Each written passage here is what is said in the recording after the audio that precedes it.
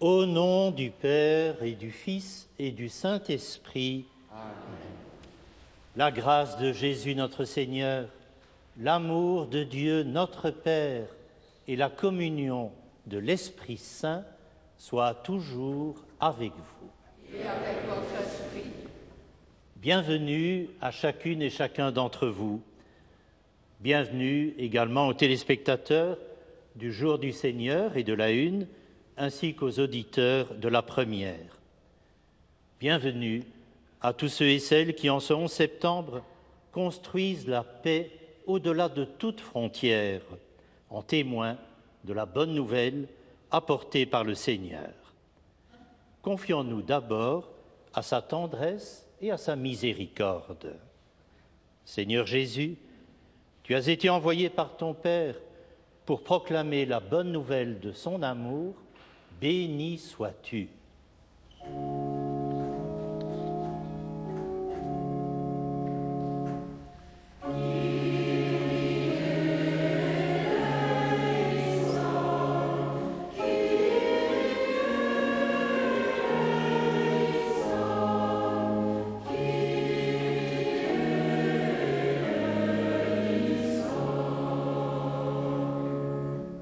Ô Christ, tu es venu t'asseoir à la table des pécheurs, béni sois-tu.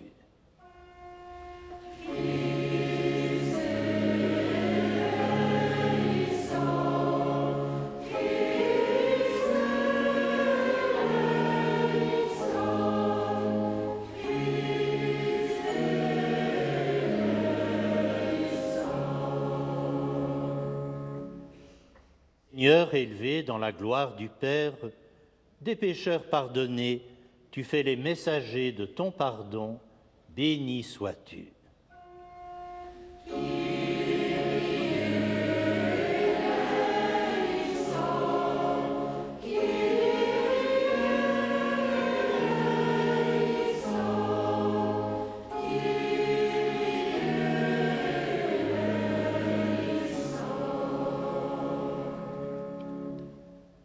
Que Dieu, notre Père, nous manifeste toute sa tendresse, toute sa miséricorde, car il veut nous combler de son amour dès maintenant et pour les siècles des siècles. Amen.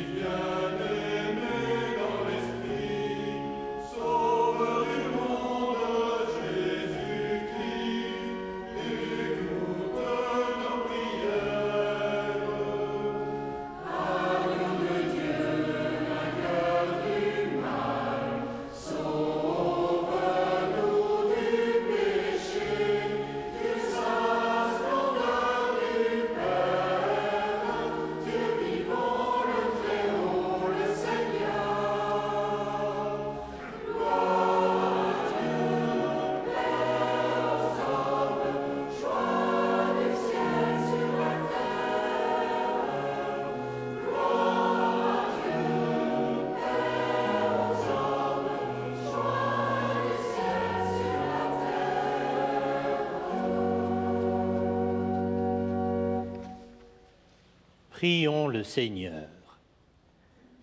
Dieu de longue patience, tu recherches la brebis égarée et tu guettes le retour du Fils prodigue. Chaque retour est pour toi joie de la rencontre et fête du pardon. Ouvre notre intelligence et notre cœur à la lumière de Jésus, ton Fils bien-aimé.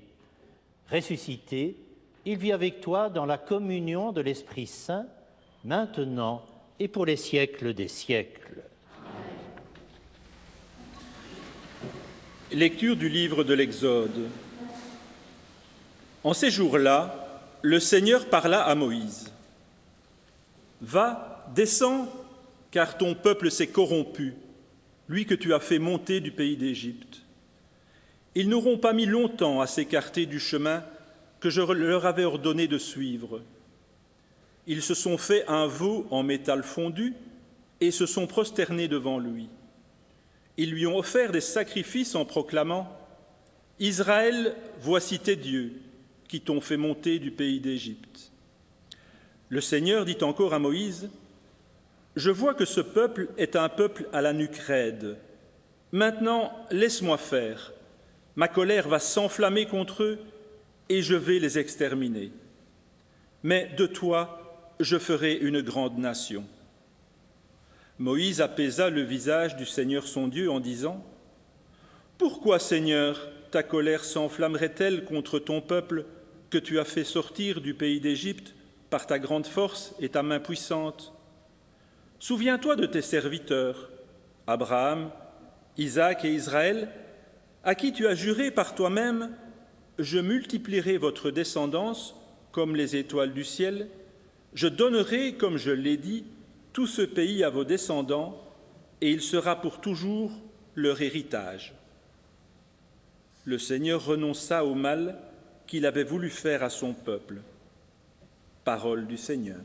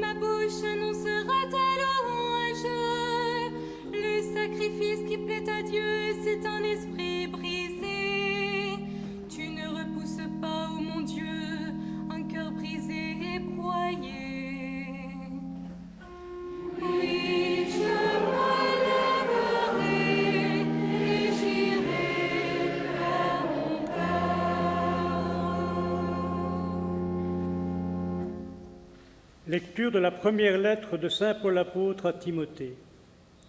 Bien-aimé, je suis plein de gratitude envers celui qui me donne la force, le Christ Jésus notre Seigneur, car il m'a estimé digne de confiance lorsqu'il m'a chargé du ministère, moi, qui étais autrefois blasphémateur, persécuteur, violent, mais il m'a été fait miséricorde, car j'avais agi par ignorance, n'ayant pas encore la foi.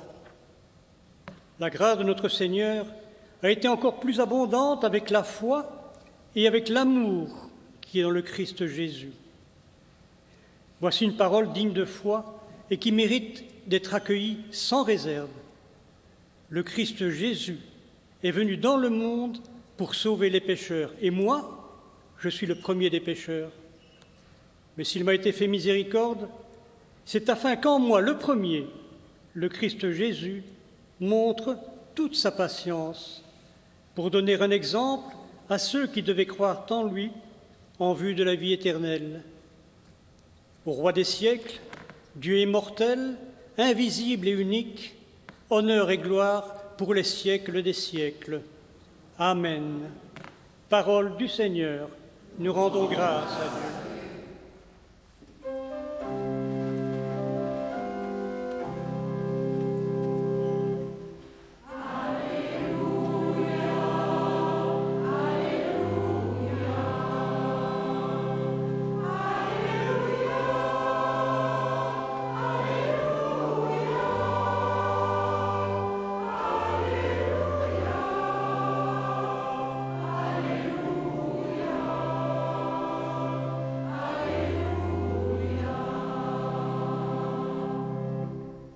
Dans le Christ, Dieu réconciliait le monde avec lui.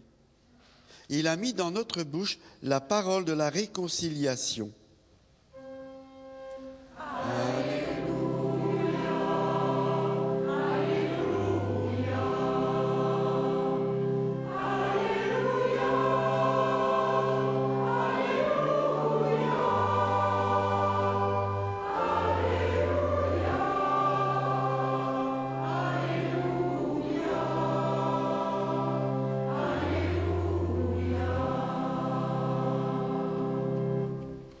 Le Seigneur soit avec vous. Et avec votre esprit. Évangile de Jésus-Christ selon saint Luc. Gloire à toi, Seigneur. En ce temps-là, les publicains et les pécheurs venaient tous à Jésus pour l'écouter. Les pharisiens et les scribes récriminaient contre lui. Cet homme fait bon accueil aux pécheurs et il mange avec eux. Alors, Jésus leur dit cette parabole. Si l'un de vous a 100 brebis et qu'il en perd une, n'abandonne-t-il pas les 99 autres dans le désert pour aller chercher celle qui est perdue jusqu'à ce qu'il la retrouve? Quand il l'a retrouvée, il la prend sur ses épaules tout joyeux. Et, de retour chez lui, il rassemble ses amis et ses voisins pour leur dire « Réjouissez-vous avec moi, car j'ai trouvé ma brebis, celle qui était perdue. » Je vous le dis, c'est ainsi qu'il y aura de la joie dans le ciel pour un seul pécheur qui se convertit, plus que pour 99 justes qui n'ont pas besoin de conversion. Ou encore, si une femme a 10 pièces d'argent et qu'elle en perd une, ne va-t-elle pas allumer une lampe, balayer la maison et chercher avec soin jusqu'à ce qu'elle la retrouve? Quand elle l'a retrouvée, elle rassemble ses amis et ses voisines pour leur dire « Réjouissez-vous avec moi, car j'ai trouvé la pièce d'argent que j'avais perdue. » Ainsi, je vous le dis, il y a de la joie devant les anges de Dieu pour un seul pécheur qui se convertit. Jésus dit encore, un homme avait 2 fils. Le plus jeune dit à son père, « Père, donne-moi la part de fortune qui me revient. » Et le père leur partagea ses biens. Peu de jours après, le plus jeune rassembla tout ce qu'il avait et partit pour un pays lointain où il dilapida sa fortune en menant une vie de désordre. Il avait tout dépensé quand une grande famine survint dans ce pays et il commença à se trouver dans le besoin. Il alla s'engager auprès d'un habitant de ce pays qui l'envoya dans ses champs garder les porcs. Il aurait bien voulu se remplir le ventre avec les gousses que mangeaient les porcs, mais personne ne lui donnait rien. Alors, il rentra en lui-même et se dit « Combien d'ouvriers de mon père ont du pain en abondance, et moi, ici, je meurs de faim. Je me lèverai, j'irai vers mon père, et je lui dirai « Père, j'ai péché contre le ciel et envers toi. Je ne suis plus digne d'être appelé ton fils. traite-moi comme l'un de tes ouvriers. » Il se leva et s'en alla vers son père. Comme il était encore loin, son père l'aperçut et fut saisi de compassion. Il courut se jeter à son cou et le couvrit de baisers. Le fils lui dit, « Père, j'ai péché contre le ciel et envers toi. Je ne suis plus digne d'être appelé ton fils. » Mais le père dit à ses serviteurs, « Vite, apportez le plus beau vêtement pour l'habiller. Mettez-lui une bague au doigt et des sandales aux pieds. Allez chercher le veau gras, tuez-le, mangeons et festoyons. Car mon fils que voilà était mort, et il est revenu à la vie. Il était perdu, et il est retrouvé. » Et ils commencèrent à festoyer. Or, le fils aîné était au champ. Quand il revint, il fut près de la maison. Il entendit la musique et les danses. Appelant un des serviteurs, il s'informa de ce qui se passait. Celui-ci répondit, « Ton frère est arrivé, et ton père a tué le veau gras, parce qu'il a retrouvé ton frère en bonne santé. » Alors, le fils aîné se mit en colère, et il refusait d'entrer. Son père sortit le supplier, mais il répliqua à son père, « Il y a tant d'années que je suis à ton service, sans avoir jamais transgressé tes ordres, et jamais tu m'as donné un chevreau pour festoyer avec mes amis. Mais quand ton fils que voilà est revenu, après avoir dévoré ton bien avec des prostituées, tu as fait tuer pour lui le veau gras. » Le père répondit, « Toi, mon enfant, tu es toujours avec moi, et tout ce qui est à moi est à toi. » Ils allaient festoyer et se réjouir, car ton frère que voilà était mort, et il est revenu à la vie. Il était perdu, et il a été retrouvé. Acclamons la parole de Dieu. Louange à toi, Seigneur Jésus. C'est maintenant le frère Didier Cronenberg qui va prononcer l'homélie.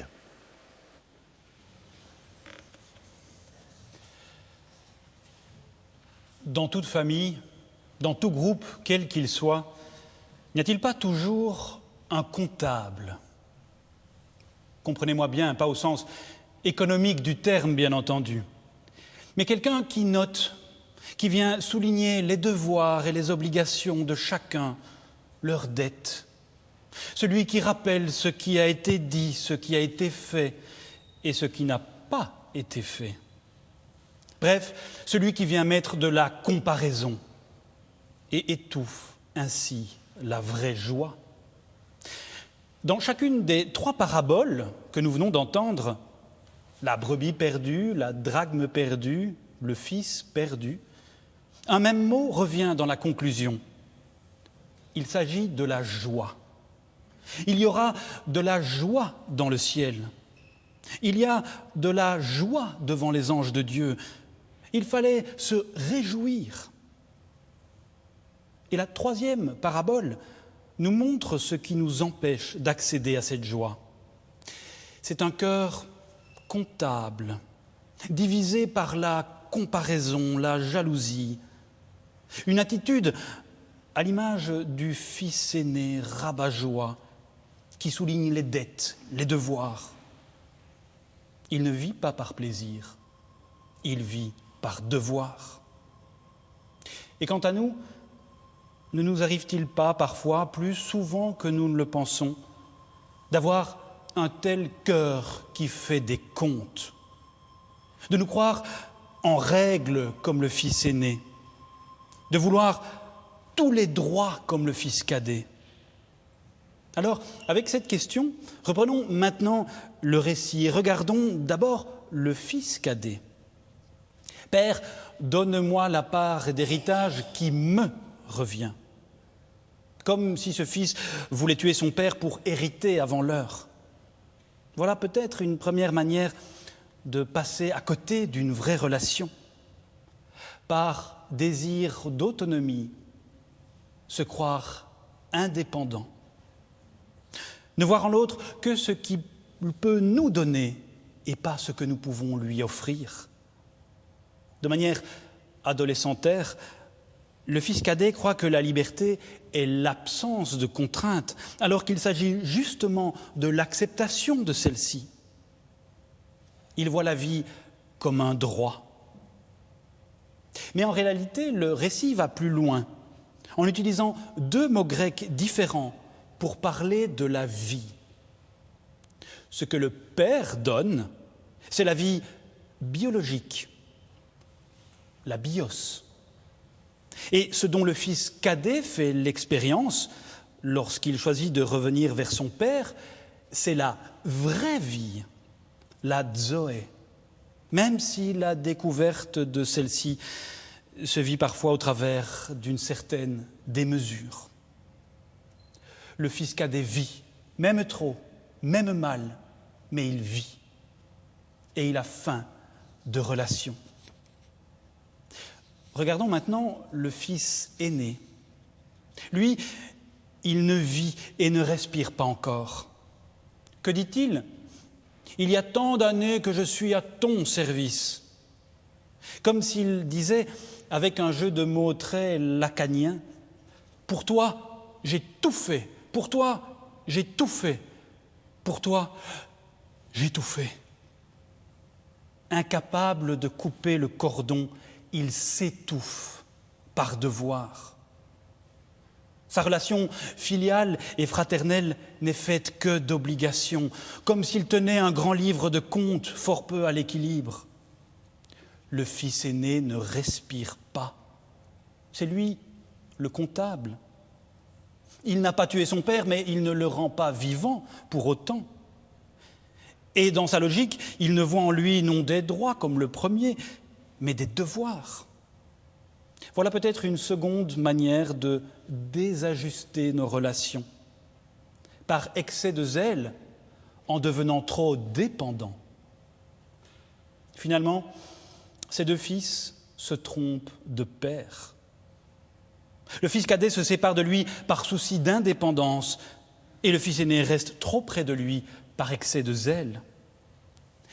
Ils ne comprennent pas que la vie vivante, la vraie vie pleinement vécue, la zoé, se découvre dans une relation, dans une dépendance assumée, dans une relation adulte, faite de distance et de proximité. Et n'en va-t-il pas de même dans notre relation à Dieu ?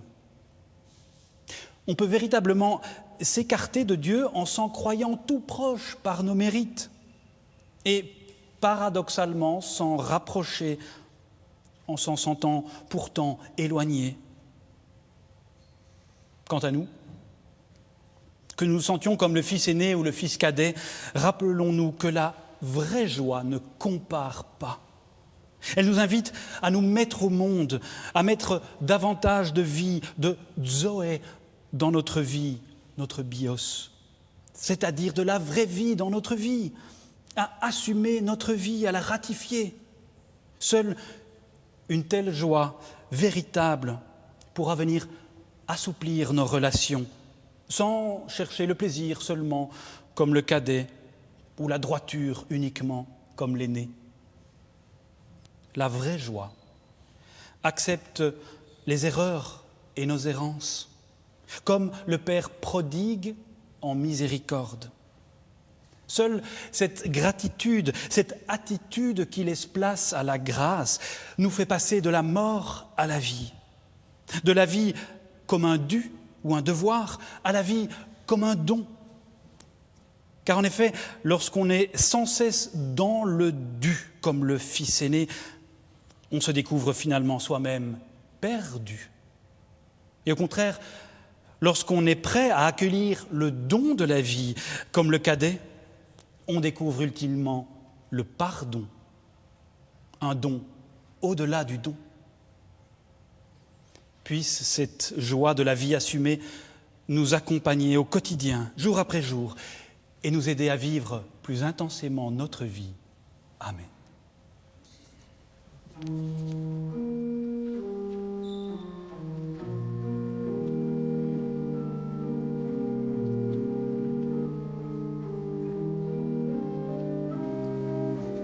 Celles et ceux qui voudraient obtenir le texte de l'homélie du frère Didier Cronenbergs peuvent envoyer une lettre et une enveloppe préadressée à l'une des adresses suivantes.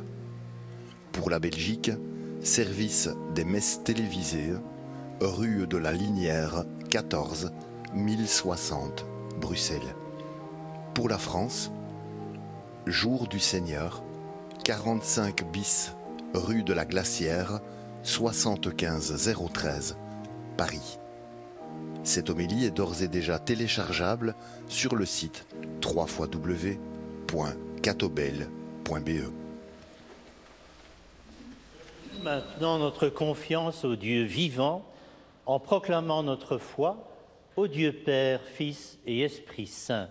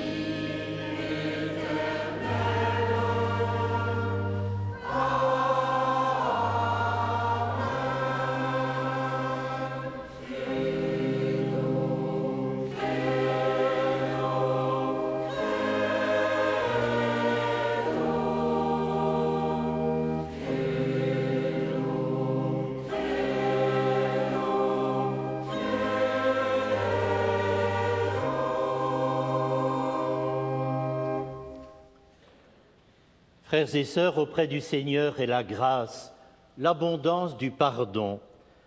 Que notre prière ait la force de la foi et de l'amour sans mesure que Dieu porte à ses enfants. Pour tous ceux qui sont rejetés à cause de leurs actes, pour ceux qui sont considérés comme mauvais et indignes, prions. Ils sont les enfants du Père, il leur ouvre les bras.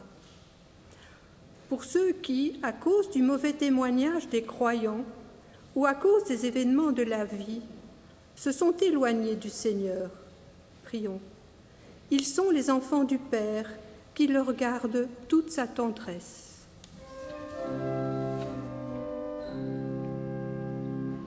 Pour les hommes et pour les femmes, pour les enfants de la terre, ton Église qui t'acclame, viens te confier sa prière.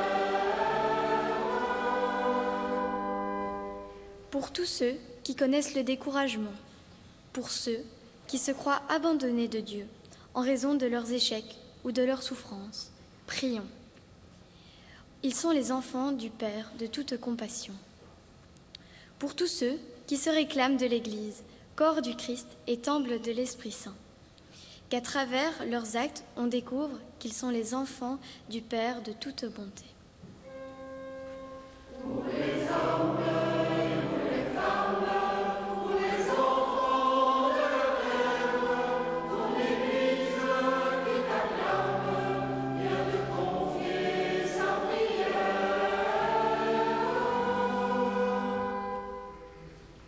Dieu qui pardonne, accueille notre prière et comble de ta tendresse et de ta miséricorde tous ceux et celles qui ne pourraient vivre sans ton amour. Béni sois-tu, Dieu notre Père, en Jésus le Christ, notre Seigneur. Amen.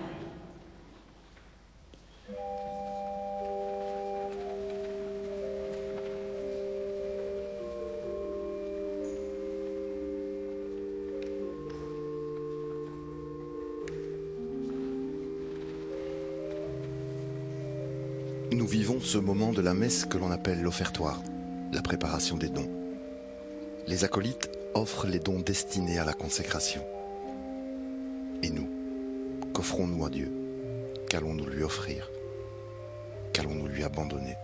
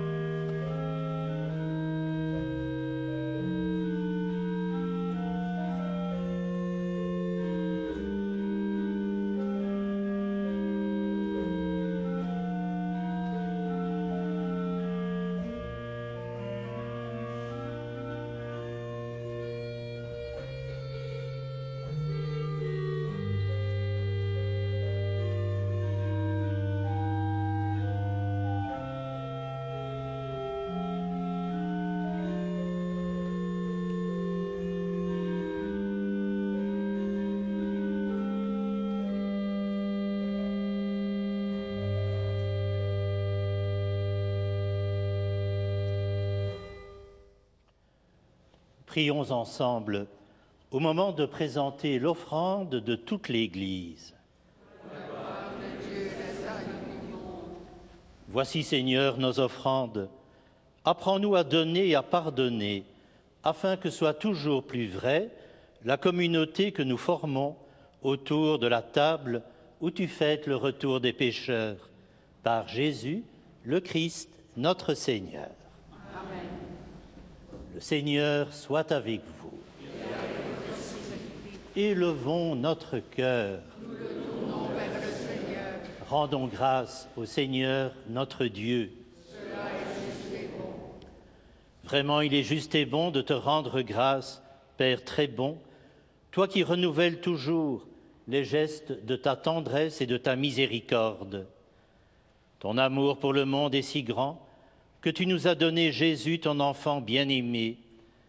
Il est le pasteur qui a livré sa vie pour que naisse un peuple nouveau. Sa miséricorde vient au-devant des pécheurs. Ses bras étendus accueillent les égarés. Il nomme chacun par son nom et tient tous ses frères et sœurs en un même amour. Ainsi, la tendresse est plus forte que la haine et la vie a vaincu la mort. C'est pourquoi, avec tous ceux et celles qui entendent sa voix et que sa présence soutient, Dieu, nous te chantons.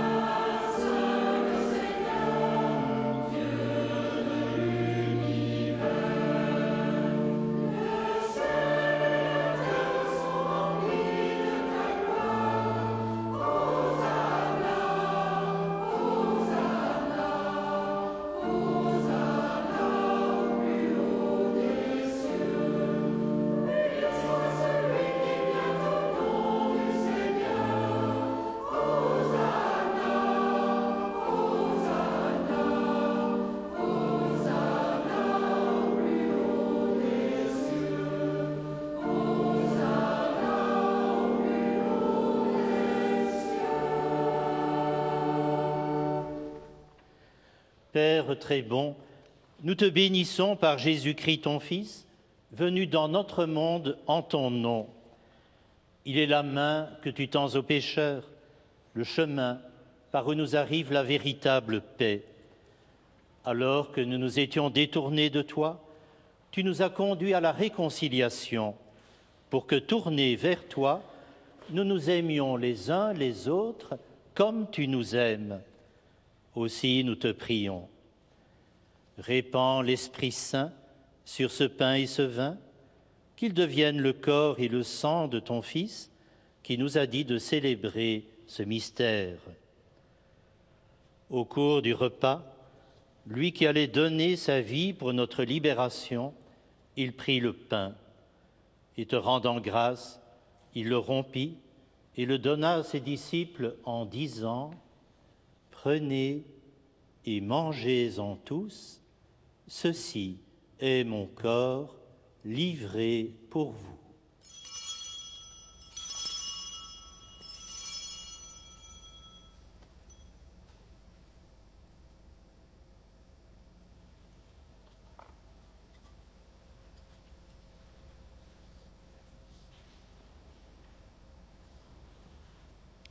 De même, après le repas, sachant qu'il allait tout réconcilier par le sang de sa croix, il prit la coupe remplie de vin et, te rendant grâce à nouveau, il la fit passer à ses disciples en leur disant : « Prenez et buvez-en tous, car ceci est la coupe de mon sang, le sang de l'alliance nouvelle et éternelle, qui sera versé pour vous et pour la multitude en rémission des péchés.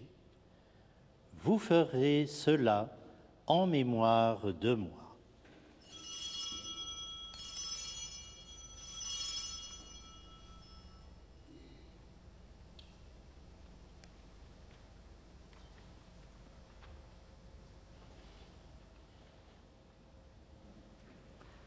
Acclamons le mystère de la foi. Quand nous mangeons ce pain et buvons à cette coupe, nous célébrons le mystère de la foi. Nous rappelons ta mort, Seigneur ressuscité, et nous attendons que tu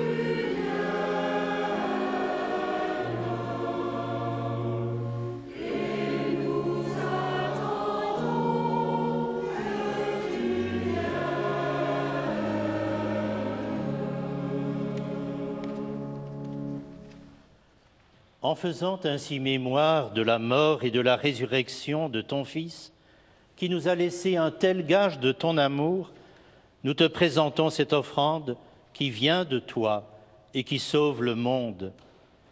Père très saint, accueille-nous avec ton Fils et accorde-nous son esprit, qu'il fasse disparaître les causes de nos divisions, que ce même esprit fasse de ton Église le signe visible de l'unité entre les hommes et l'instrument de ta paix.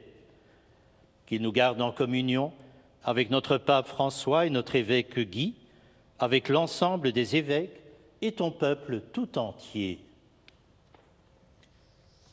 Et comme tu nous réunis maintenant à la table de ton Fils, rassemble-nous un jour auprès de la glorieuse Vierge Marie, Mère de Dieu, et de Saint Joseph, son époux, avec tes bienheureux apôtres, Saint Martin et tous les saints, avec nos frères et sœurs de toute origine et de toute langue qui sont morts dans ton amitié. Ce jour-là, rassemble-nous au banquet de l'unité à jamais accomplie, dans les cieux nouveaux et la terre nouvelle, où resplendira en plénitude la paix qui vient de toi, dans le Christ Jésus, notre Seigneur.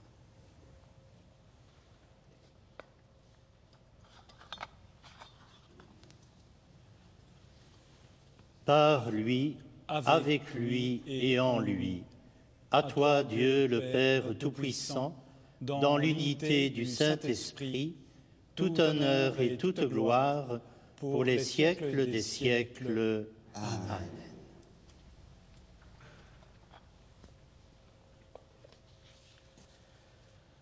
rassemblés autour de la table où Dieu accueille les pécheurs pardonnés, comment ne pas lui dire, émerveillé de tant d'amour, la prière que nous avons reçue du Sauveur. Notre Père, qui es aux cieux, que ton nom soit sanctifié, que ton règne vienne, que ta volonté soit faite sur la terre comme au ciel. Donne-nous aujourd'hui notre pain de ce jour. Pardonne-nous nos offenses, comme nous pardonnons aussi à ceux qui nous ont offensés. Et ne nous laisse pas entrer en tentation, mais délivre-nous du mal. Car c'est à toi qu'appartiennent le règne, la puissance et la gloire pour les siècles des siècles. Seigneur Jésus-Christ, berger de toute humanité, toi qui sans cesse recherches les brebis égarées, accueille-nous dans ta joie et dans ta paix. Donne-nous d'en être les messagers jusqu'au siècle des siècles. Amen. Frères et sœurs, dans cette église ou chez vous, à vous tous qui nous suivez devant votre écran, que la paix du Seigneur soit toujours avec vous et avec votre esprit.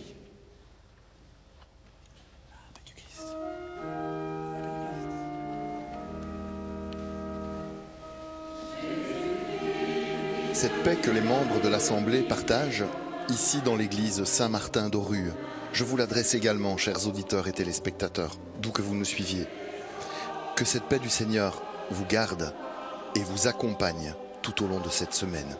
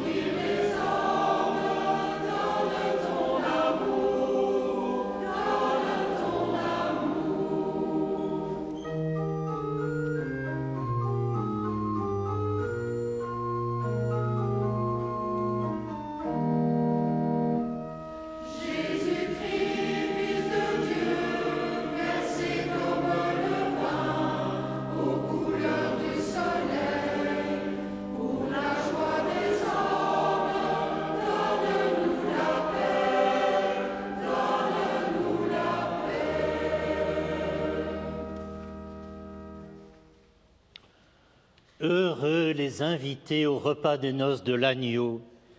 Il est venu s'asseoir à la table des pécheurs pour nous convier à la table même de Dieu. Voici l'agneau de Dieu qui enlève les péchés du monde pour nous donner la vie en abondance. Seigneur, je ne suis pas digne de te recevoir, seulement une parole et je serai guéri.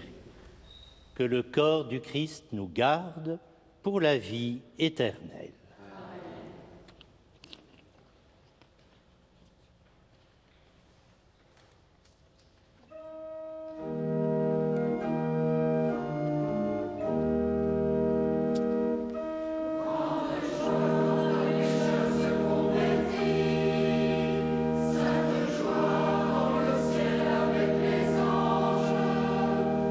Pasteur de toutes les brebis, à toi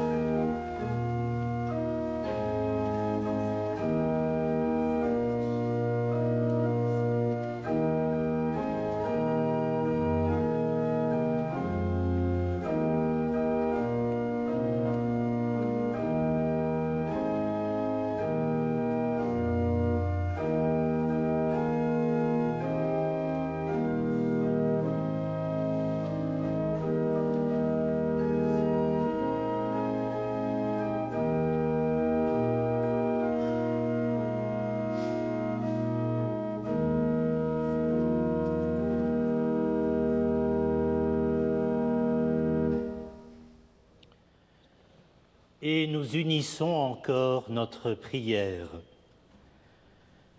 Ta miséricorde, Dieu notre Père, est sans mesure. Comment pourrions-nous te rendre grâce? Fais-nous trouver dans ce repas de fête la source d'un émerveillement toujours nouveau et un avant-goût de cette joie que tu nous réserves dans ta maison pour les siècles des siècles. Amen. Le Seigneur soit avec vous. Et avec votre esprit. Que Dieu Tout-Puissant, dans son amour, vous bénisse, le Père, le Fils et le Saint-Esprit. Allez dans la paix du Christ. Nous rendons grâce à Dieu.